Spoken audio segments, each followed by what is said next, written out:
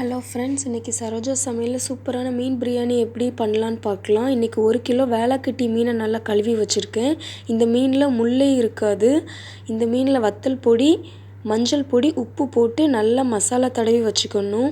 அதுக்கப்புறம் நல்லெண்ணெய் ஊற்றி சூடு பண்ணிக்கலாம். பேனில் நல்லெண்ணெய் நல்லா சூடானதுக்கப்புறம் மீனை நல்லெண்ணெயில் போட்டு நல்லா பொரித்து எடுத்துக்கணும்.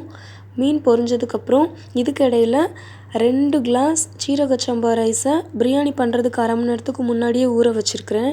அதுக்கப்புறம் இதை நம்ம இன்றைக்கி தேங்காய் பாலில் தான் பண்ண போகிறோம். அரை முறி தேங்காவை நல்லா திக்காக பால் எடுத்து வச்சுக்கணும். அதுக்கப்புறம் குக்கர் சூடான உடனே 4 டேபிள் ஸ்பூன் நெய் சேர்த்துருக்கேன். அதுக்கப்புறம் ஒரு தக்காளி, சின்ன வெங்காயம் போட்டுக்கலாம். மீன் பிரியாணிக்கு ரொம்ப நல்லாயிருக்கும். அதுக்கப்புறம் மசாலா அரைச்சி எடுத்துக்கணும். 1 டேபிள் ஸ்பூன் சீரகம், 1 டேபிள் ஸ்பூன் சின்ன சீரகம், 3 ஏலக்காய், 3 கிராம்பு, அப்புறம் பட்டை, இதெல்லாம் சேர்த்து அரைச்சி எடுத்த மசாலாவை உள்ளே சேர்த்துக்கலாம். அதுக்கப்புறம் 2 டேபிள் ஸ்பூன் இஞ்சி பூண்டு பேஸ்ட்டு சேர்த்துருக்கேன். அதுக்கப்புறம் கொத்தமல்லி இலை, புதினா இலை, கொஞ்சம் கருவேப்பிலை போட்டு நல்லா எல்லாத்தையும் மிக்ஸ் பண்ணி விட்டுக்கலாம்.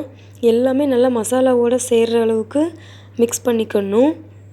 நல்லா மிக்ஸ் ஆனதுக்கப்புறமா நமக்கு தேவையான அளவு உப்பு, நமக்கு எந்த அளவு தேவையோ அந்த அளவுக்கு உப்பு போட்டுக்கலாம். அதுக்கப்புறம் நான் இதில் கலர் பொடி ஆட் பண்ணியிருக்கேன். இது ஆப்ஷனல் தான், சேர்க்கணுங்கிறது கிடையாது. அதுக்கப்புறம் நம்ம எடுத்து வச்சுருக்கிற தேங்காய் பால், நான் 2 கிளாஸ் சீரக சம்பா அரிசிக்கு 3 கிளாஸ் தேங்காய் பால் ஆட் பண்ணியிருக்கிறேன்.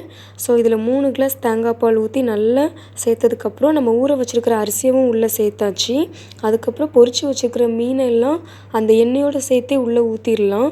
இந்த மீனில் முள்ளே இருக்காது.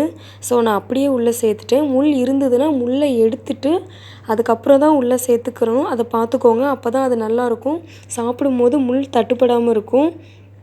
அதுக்கப்புறம் குக்கரை மூடி ஒரு விசில் வைக்கிற வரை வெயிட் பண்ணிவிட்டு, விசில் வந்ததுக்கப்புறம் சூப்பரான சுவையான மீன் பிரியாணி ரெடி ஆயிடுச்சு. இதை உங்கள் வீட்டில் ட்ரை பண்ணி பாருங்கள்.